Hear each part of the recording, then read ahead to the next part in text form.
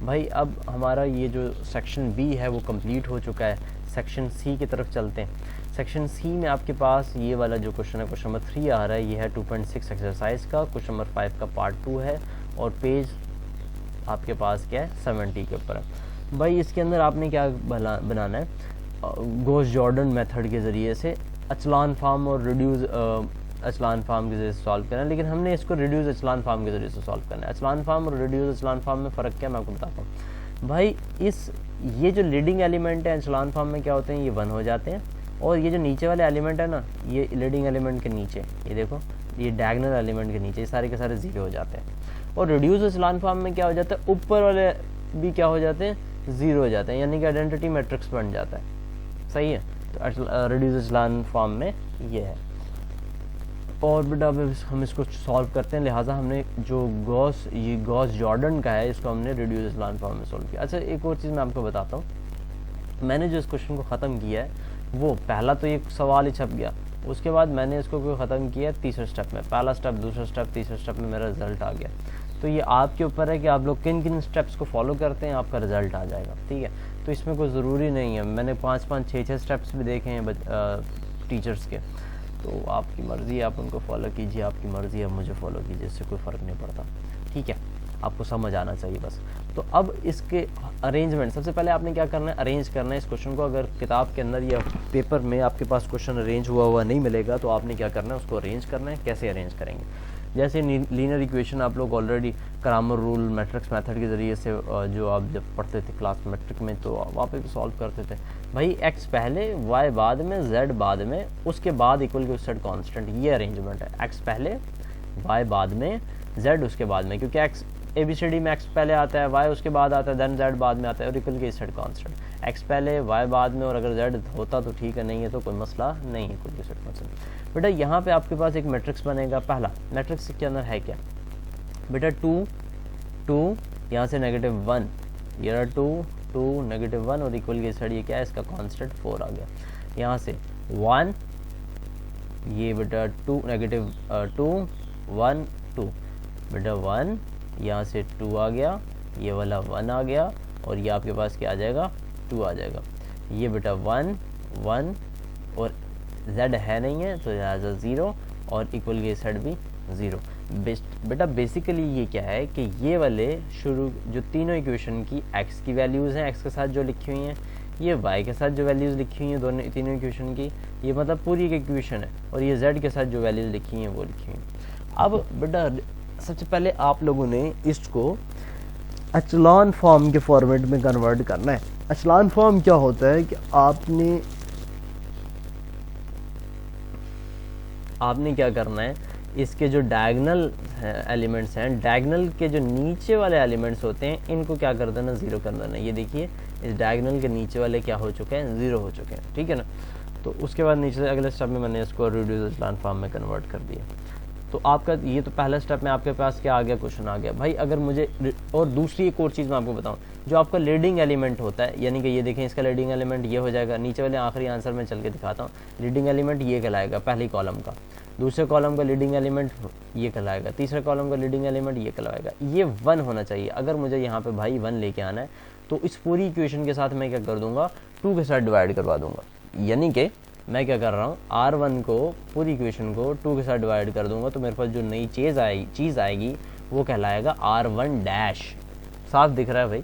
तो अब मैं इसको 2 के साथ डिवाइड किया, मेरे पास 1 आ जाएगा, 2 के साथ डिवाइड करूँगा 1 आ जाएगा, 2 के साथ डिवाइड करूँगा नेगेटिव का 1/2 आ जाएगा, 2 के साथ डिवाइड करूँगा 4 आ जाएगा। साफ दिख रहा है, ऐसा ही है भाई। अब मैं क्या करने जा रहा हूँ, इस वाली रो को R2 डैश बनाने जा रहा हूँ, एरो R2 डैश बनाने जा रहा हूँ। कैसे बनाने जा रहा हूँ, जो ओरिजिनल R2 है, ओरिजिनल R2 को, यानी कि ये है ओरिजिनल R2, इसको माइनस कर दूंगा R1 डैश से, यानी कि ये जो जनरेट की है, यानी कि इस लाइन से माइनस कर दूंगा, कर देंगे माइनस।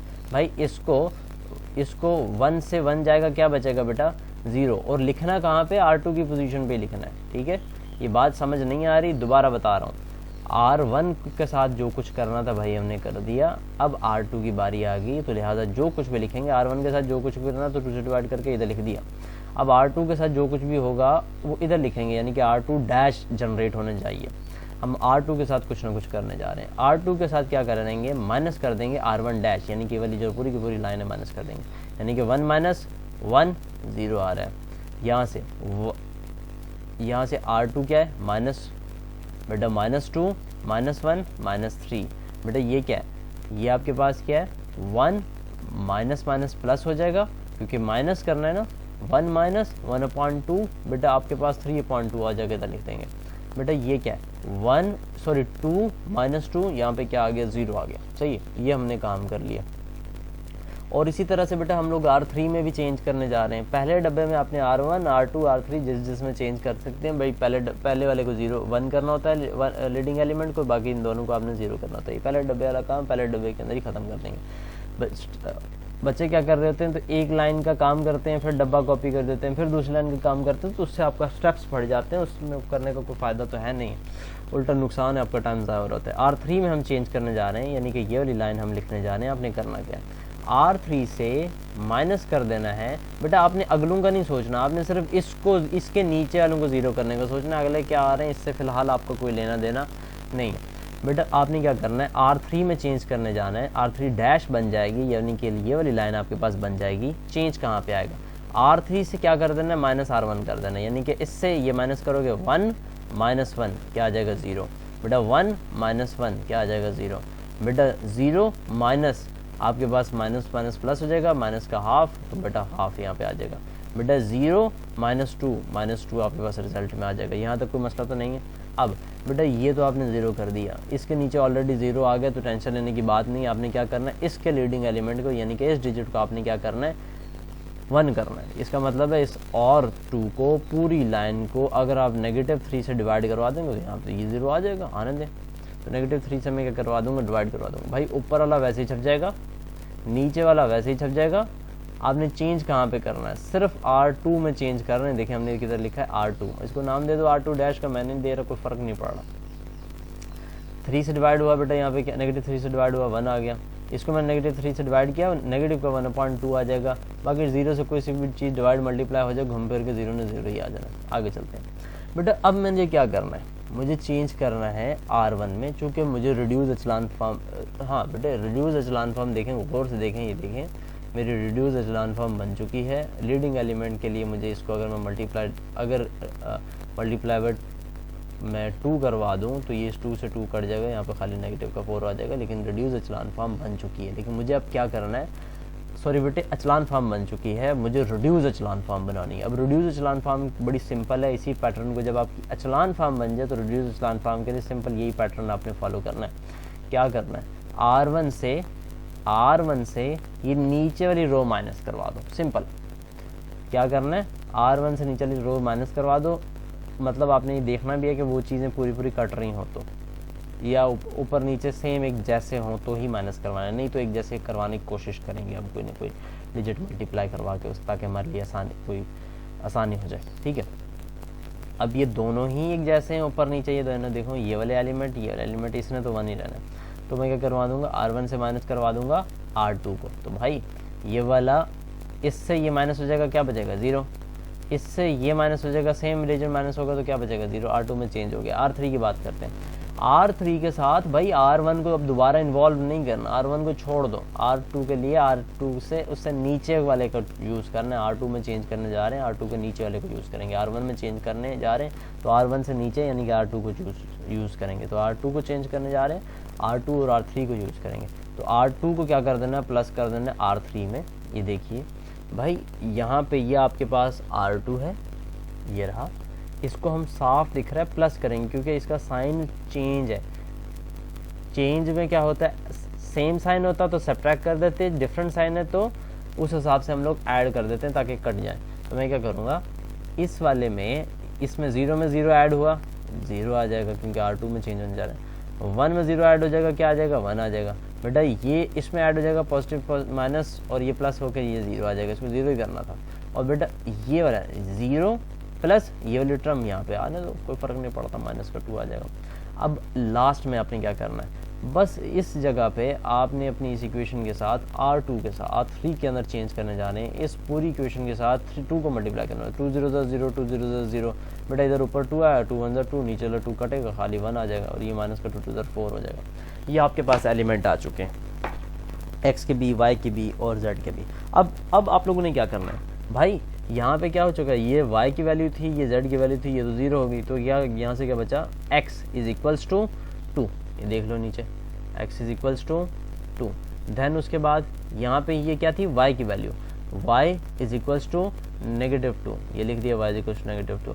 लास्ट में ये क्या है, z की value, z is equals to -4। तो हमने इसका बेसिकली सोल्यूशन फाइंड करना था और यही हमारा रिक्वायर्ड आंसर है, x y z की वैल्यूज़। ठीक है, यह है रिड्यूस एचेलॉन फॉर्म के ज़रिए से आपने गॉस जॉर्डन मेथड सॉल्व करना होता है। ठीक है, आप अच्छा एक और चीज़ मैं आपको बताऊं, ये ज़रूरी नहीं है कि आप जो मेथड मैंने अप्लाई किए हैं, ये जो किस टर्म को किससे मल्टीप्लाई करवा रहे हैं, कब कौन सा एलिमेंट मल्टीप्लाई करवा रहे हैं, इससे कोई फ़र्क नहीं पड़ता। आप जो मर्ज़ी मेथड मल्टीप्लाई करवा दें, किसी भी रॉ को किसी भी मल्टीप्लाई करवा के उसे सब्ट्रैक्ट करवाना है, ऐड करवाना है, वो करवा दें, इससे कोई फ़र्क नहीं पड़ता। सिर्फ आपने ये ध्यान रखना है कि आपने या रिड्यूस फॉर्म एचेलॉन फॉर्म बनानी है या रिड्यूस एचेलॉन फॉर्म बनानी है, ये आपकी अपनी रिक्वायरमेंट होगी कि आपने बनाना क्या है। ठीक है, वो अगर फिर ये आपके अगर आप प्रैक्टिस नहीं करते तो ये फिर इससे ये नुकसान ये होगा कि आपके स्टेप्स बहुत ज़्यादा बढ़ जाएंगे। आपने अच्छी खासी प्रैक्टिस की होगी तो उससे ये होगा कि आप थोड़ा सा दिमाग का इस्तेमाल करेंगे और स्टेप्स अपने थोड़े से कम कर लेंगे। भाई ये एक ट्राइंगल पैरेललोग्राम बोल रहा है कि भाई एक पैरेललोग्राम है ABCD, तो हमने लिख दिया भाई ये क्या है, ABC और D क्या है, एक पैरेललोग्राम है। अब पैरेललोग्राम ले लिया, फिर बोल रहे हैं कि जो x है ना वो है मिड पॉइंट ऑफ AB। नीचे चलते हैं, ये देखिए A और B के मिड पॉइंट, यानी कि ये क्या आ जाएगा, x आ जाएगा। जो क्वेश्चन ने बोला हमने बता दी, लिख दिया। उसके बाद बोल रहा है कि y जो है वो डिवाइड कर रहा है BC को 1:2 के साथ। अब मैं रेशो की कहानी बताता हूँ। 1:2 का मतलब क्या है, y कहाँ पे, BC कहाँ पे, पहले तो B और C है, y को डिवाइड कर रहा है। भाई 1:2 का मतलब है कि भाई अगर यहाँ से B से स्टार्ट करें तो देखो 1 हो चुका है, आगे कितने रहते हैं, 2 रहते हैं, 1 और ये 2। इसका मतलब ये है, इसका मतलब है 1:2 के साथ, यानी कि इसके जो टोटल 3 बराबर हिस्सों में इसको तोड़ा गया। रेशो का अगर आप ऐड करें तो आपको पता चलेगा कि कितने बराबर हिस्सों में इसको तोड़ा गया इस लाइन को। तो बेटा यहाँ से लेके यहाँ तक एक हिस्सा, यहाँ से लेके यहाँ तक इसका दूसरा हिस्सा, डॉट तक ये तीसरा हिस्सा। तो इसका मतलब रेशो का मतलब क्या, 20, क्योंकि उस क्वेश्चन में हमें B से C बोला गया ना, तो इसका मतलब B से आपने स्टार्ट करना है। तो B से लेके आपके पास 1 हो चुका है, आगे 2 हिस्से रहते हैं, रेशो का मतलब ये होता है। तो इसने क्वेश्चन में ये बताया गया रेशो के, हमने y को भी मेंशन कर दिया। फिर क्या कह रहा है कि show that if z divide dx। तो सबसे पहले dx देख लेते हैं, फिर z को देखते हैं, z क्या है। d कहाँ पे भाई, d ये रहा और x रहा, इसको हमने जोड़ दिया, अब वो क्या कह रहा है कि z डिवाइड dx 6:1। भाई 6:1 का मतलब है कि इसके अंदर इस dx को 7 हिस्सों में तोड़ा गया है। 6:1 का मतलब यही, तो हम यही करेंगे। यहाँ से लेकर 1, यहाँ से लेकर 2, 3, 4, 5, 6। इसका मतलब क्या है, और एक और हिस्सा ये 7 हिस्सों में तोड़ा गया इस dx वाली लाइन को। अब 6:1 का मतलब क्या है कि भाई 1, 2, 3, 4, 5, 6, इस पॉइंट का हमने z लिखा, 6:1 लिखा, और इसको क्या किया हम लोगों ने, क्या कर दिया, आगे एक 1 रहता है। इसका मतलब है 6 हो चुके हैं पीछे और आगे 1 रहता है, बिल्कुल साफ दिख रहा है, गिनती भी कर लें आप, 6 हो चुके हैं, 1 रहता है।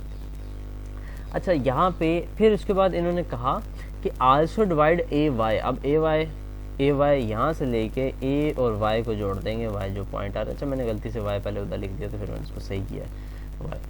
AY को जोड़ देंगे, और किस रेशो से AY को ये डिवाइड कर रहा है, Z 3:4 से। तो मेरा असल में बेसिकली हो क्या रहा है, इसी पॉइंट पे Z 3:4 से डिवाइड कर रहा है। इसका मतलब है टोटल इसके अंदर 7 डिफरेंस बनेंगे, 7 इसके अंदर चीज़ें बनेंगी।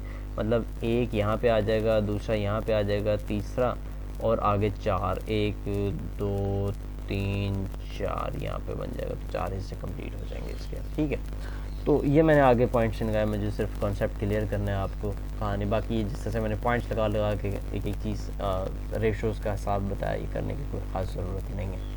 आगे चलते हैं।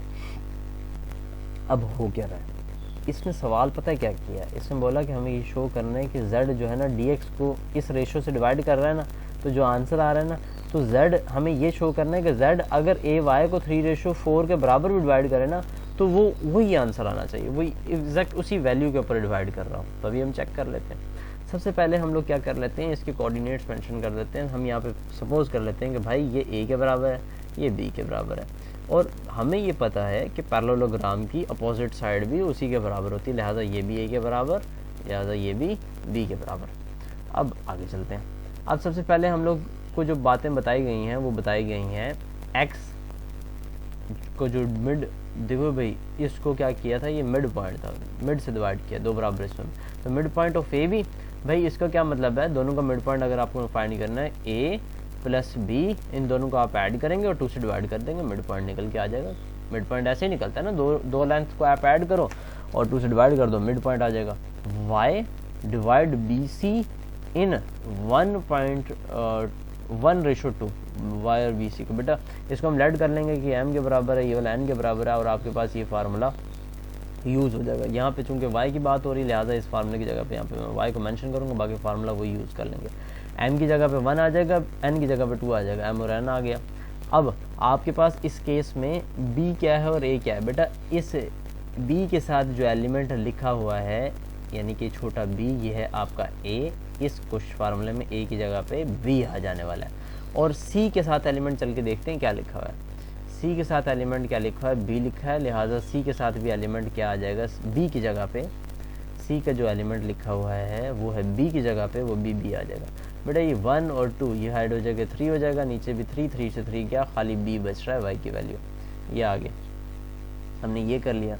उसके बाद हम लोग क्या करेंगे, जो हमें इन्फॉर्मेशन गिवन थी कि z ने डिवाइड dx को किया किससे, 6:1 से, इस केस में ये m ले लेंगे, लेट कर लेंगे, n ले लेंगे, फार्मूला बेटा ये वही फार्मूला है जो अभी थोड़ी देर ऊपर ये वाला फार्मूला मैंने यूज़ किया है, ठीक है, इसी फार्मूले को मैं यूज़ करूँगा। अब इसके अंदर प्रॉब्लम है, इसको समझना पड़ेगा कि ये d, यानी कि अब जो a की वैल्यू है वो क्या है, यहाँ से पता चलेगा, ये a की वैल्यू a ही है, यानी कि d स्टार्टिंग में, और x तो हमने निकाला है, x क्या निकाला था, ये देखो a plus B divided by 2, ये x की वैल्यू ये, यानी कि आप क्या लिखेंगे, a की जगह पे आप क्या लिखेंगे, d, यानी कि a अभी ऊपर दिखा के आया हूँ, है ना, ये देखें d की जगह पे a आ जाएगा, और आपके पास सेकंड x यानी कि b की जगह पे ये वाली वैल्यू हो जाएगी। तो भाई a की जगह पे आपने क्या लिखना है, a लिखना है, b की जगह पे आपने इसके जो भी कोऑर्डिनेट होंगे d के, क्योंकि a d के कोऑर्डिनेट कहलाएंगे a, तो a की जगह पे आ जाएगा, जाके देख लीजिए ऊपर। और इस तरह से x के कोऑर्डिनेट जो आपने निकाले हैं वो कहलाएगा b, क्योंकि a पहले आता है b बाद में आता है, तो इधर आ जाएगा m और n, वही 6 + 1, ये कटेगा, ऐड हो गया 7, यहाँ से 2 3 6, 3 आ रहा है, 3a 3b, और यहाँ पे नीचे। और आगे चलते हैं बेटा, यहाँ से 3a 1a 4 बन जाएगा, 3b बन जाएगा, ये आपके पास एलिमेंट आ गया, ये हमारे पास z का आंसर आ गया। अब जो सेकंड इन्फॉर्मेशन हमारे पास गिवन थी z के लिए, बेसिकली हमने वर्किंग z के लिए करनी है ना, z की जो इन्फॉर्मेशन हमें गिवन थी वो इन्फॉर्मेशन गिवन थी कि भाई a y को b ये 3y के हिसाब से बराबर z कर रहा है और ये इसी के बराबर आएगा, तो इस केस में m ये रहा और n ये रहा। और आगे चलते हैं, आपके पास z इज इक्वल्स टू, ये फार्मूला हम लोगों ने यूज़ कर लिया, भाई a के कोऑर्डिनेट यूज़ करेंगे, b के कोऑर्डिनेट यूज़ करेंगे। a की कोऑर्डिनेट मैंने मेंशन किया डायग्राम में, a के हिसाब से हमारे पास ये क्या आ रहा है, a ही आ रहा है, यानी कि a की जगह पे हम लोग a लिखेंगे। और आगे चलते हैं, और इसके अंदर बेटे यहाँ पे हमारे पास y के जो भी कोऑर्डिनेट मैंने निकाले हैं वो b की जगह पे लिख देंगे, ये रहा y की जगह पे क्या आ जाएगा, b आ जाएगा, तो b की जगह पे b आ जाना, a की जगह पे b आ जाना, b की जगह पे b, a की जगह पे a, बेटा ये दोनों वैसे ही आ जाएंगे, ऐड हो गए 7, भाई ये जो कुछ भी है यही आपके पास आ रहा है, ये देखें ये इसके बराबर आ गया। जब ये इसके बराबर आ गया तो हम लोग कमेंट पास कर देंगे, hence it is proof that z divide dx, ऊपर वाला dx के लिए था किस रेशो से, 6:1 से, एंड आल्सो डिवाइड ay 3:4 के हिसाब से डिवाइड कर दिया, और ये प्रूफ। असल में सवाल ये था हमें प्रूफ करके चेक करके बताना था कि इस z ने जो इसको 3:4 पे डिवाइड किया ना, यहाँ से इस लाइन को भी उसी जगह पे सेम पॉइंट के ऊपर डिवाइड कर रहा है, सेम पॉइंट के ऊपर, लेकिन जो इसका रेशो ए वाई के साथ बन रहा है वो बन रहा है 3:4 बन रहा है, और इसके साथ सेम पॉइंट पे ऐड कर रहा था, इसके साथ रेशो क्या बन रहा था 6:1। ठीक है, तो ये भी कर लीजिएगा। आगे चलते हैं। यहाँ पे आपके पास आप पेयर ऑफ फेयर डाइस, बेटा वो हम लोग लूडो खेलते हैं, डाइस उसके अंदर चिक्का होता है, उसको हम लोग थ्रो करते हैं। वो कह रहे हैं अब पेयर मतलब है 2 डाइस हैं यहाँ पे थ्रो। ठीक है, तो भाई सबसे पहले तो यहाँ तक मैंने इसको कॉपी किया। सबसे पहले अगर मैं 2 डाइस थ्रो करूँ तो क्या क्या ये, अच्छा बेटा ये 6.4 का क्वेश्चन है, क्वेश्चन नंबर 10 है, पेज नंबर 211 के ऊपर है। हमने बोला कि अब भाई अगर हम लोग 2 डाइस थ्रो करते हैं तो आपके पास टोटल सैंपल स्पेस क्या आएगा, क्या क्या चांसेस हैं, क्या क्या कुछ आ सकता है। भाई अगर मैं पहला डाइस, दोनों डाइस इकट्ठे थ्रो, 1-1 आ सकता है, 1-2 आ सकता है, 1-3, 1-4, 1-5, 1-6, इस तरह से 2-1, 2-2, 2-3, 2-4, 2-6, 3-1, 3-2, 3-3, 3-4, 3-6, 3-5, 3-6। ठीक है, 4-1, 4-2, 4-3, 4-4, 4-5, 4-6, इसी तरह से 5-1, 5-2, 5-3 और सो ऑन, ये सारे 6 तक आ सकते हैं। बेटा यहाँ से अगर आप देख लें 1, 2, 3, 4, 5, 6, यहाँ से 1, 2, 3, 4, 5, 6, 6 या 36 आ रहा है, यानी कि जो इसके अंदर टोटल नंबर्स कितने हैं वो हैं 36। Number of element in S कितने आगे, number of element in S कितने आगे 36। ये मैंने आपको बता दिया कि कितने एलिमेंट्स आ रहे हैं। बेसिकली ये प्रोबेबिलिटी का क्वेश्चन है।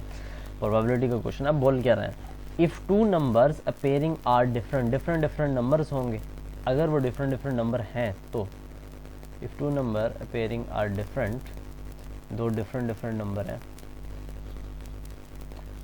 Find the probability that then the sum is 10।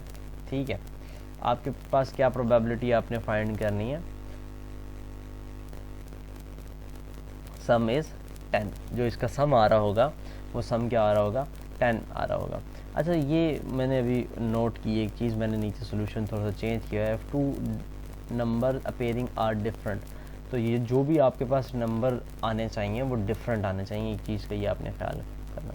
ठीक है, तो अब हमारे पास ऐसे एलिमेंट देखते हैं जो जिनका जो सम है वो 10 कैसे आ रहा है। देखो भाई ये आपके पास अगर आप देखें तो बेटा 4,6, 5,5 और 6,4, तो ये आपके पास क्या आ जाएंगे, अगर आप इसको ऐड करोगे, इसको ऐड करोगे और इसको ऐड करोगे तो ये क्या आ रहा है 10 आ रहा है।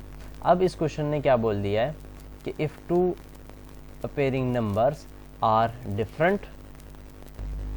अच्छा यहाँ पे जो इशू था वो मैंने देख लिया, मैंने जो नीचे सोल्यूशन उसमें थोड़ी सी गड़बड़ है। खैर अब आपके पास जो नंबर ऐसे हैं जिनको आप ऐड करने से क्या आ रहा है 10 आ रहा है, 4,6 ऐड करने से 10 आ रहा है, 5,5 ऐड करने से 10 आ रहा है, 6,4 ऐड करने से 10 आ रहा है। लेकिन एक यहाँ पे जो काम की बात है वो ये है कि जो आपने नंबर चूज़ करने हैं वो अपेयरिंग नंबर जो होने चाहिए वो डिफरेंट होने चाहिए। इसका मतलब क्या है, इसका मतलब ये है कि 4,6 तो हो सकता है, 5,5 नहीं हो सकता क्योंकि अपेयरिंग नंबर क्या होने चाहिए, डिफरेंट होने चाहिए, और इसी तरह से 6,4 हो सकता है। लिहाजा मैंने क्या किया है, एक छोटी सी गड़बड़ की हुई है, इसके अंदर 5,5 नहीं आ सकता। क्यों नहीं आ सकता, क्योंकि इनकी जो आपके पास ये क्या है सेम है। अब जब ये सेम है तो हम लोग इसको यूज़ नहीं करेंगे, ठीक है ना।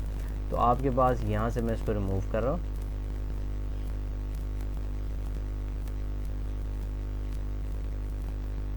तो अब इसके अंदर हमने सबसे पहला काम ये किया, हमने ये काम किया है